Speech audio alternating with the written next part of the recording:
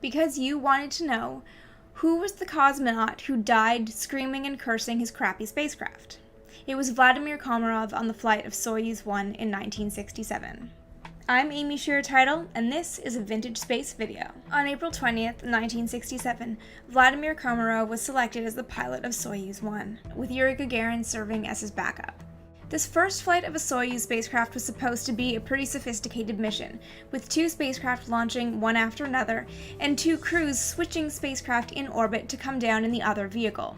But there were so many problems with the Soyuz vehicle going into launch that the Soviet space program decided to scrap this idea and launch Soyuz 1 alone. Komarov was rightly nervous about the flight. There were 203 known issues with the Soyuz spacecraft going into launch, all of which have been documented in a report, but the report seemed to fall on deaf ears. As for Komarov, his hands were tied. He knew that if he refused the flight, he would lose his military honors, and that his close friend and a national hero, Yuri Gagarin, would be forced to fly in the unsafe spacecraft in his stead. Rather than risk Gagarin, Komarov agreed to the flight.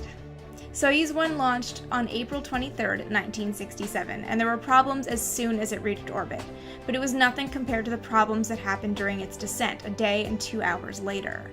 Soyuz 1 fell through the atmosphere completely out of control, and landed with the force of a 2.8-ton meteorite.